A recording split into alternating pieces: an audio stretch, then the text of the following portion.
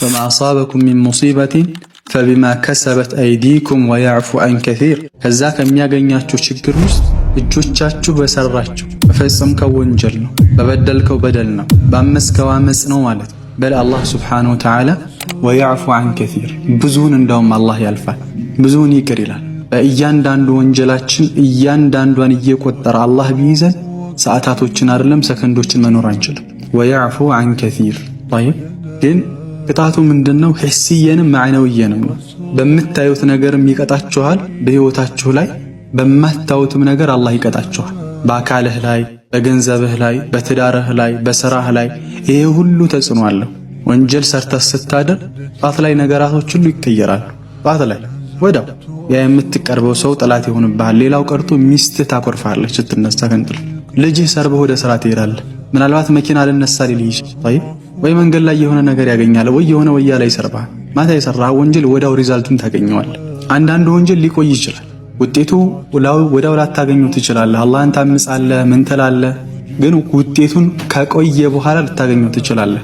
ለዛ እኮ ነው አቡል አድያን ከዕለታት ከኡስታዜ ጋር ነበርኩኝ አቡበክር ደቃቅ ጋር ከሱ ጋር ሆኜ የሆነ ወለድ አምረድ ያኒ ጺም የሌለው የሴት አይነት ገጽታ ያለው ሰው በፊት ያለፋል። طيب فنظرت إليه ያንን ሰው ተመለከትኩኝና فرآني أستاذي يعني ኡስታዝ ተመለከተኝ። ያን ሰው ስመለከት ተመልከቱ፣ ወንድ ነው ግን የሴት አይነት ቅርጽ ያላቸው አምረድ የሚባሉ አሉ።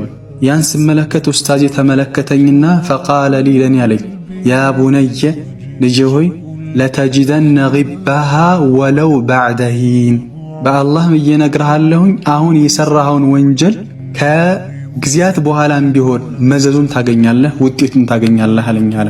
ተመልከቱ፣ የተመለከተው ሴት አይደለም፣ የተመለከተው የራቁት ፎቶ አይደለም፣ የተመለከተው አሁን ላይ ያሉ ሐራም እንትኖችን አይደለም።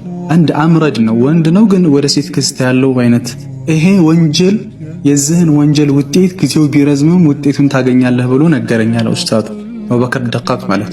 فبقيت 20 سنة وانا اراعي الغب 20 ዓመት ሁሉ የዛን የወንጀል ውጤት እየተጠባበኩ ቆየሁኝ አለ። ምን ይከሰት ይሁን ኡስታዝ ያለኝ የወንጀል ውጤቱ ከቶ ምን ይከሰት ይሁን እያልኩኝ 20 ዓመት ሙሉ የወንጀሉን ውጤት ጠበቅኳል።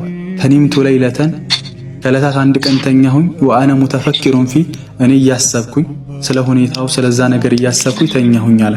ግን ሱብሃንአላህ فأصبحت وقد نسيت القرآن كله ስነጋ እንቅልፌን ጨርሼ ስነሳ የሐፈዙት ቁርአን በአጠቃላይ ጠፍቶ አገኘሁት አለ።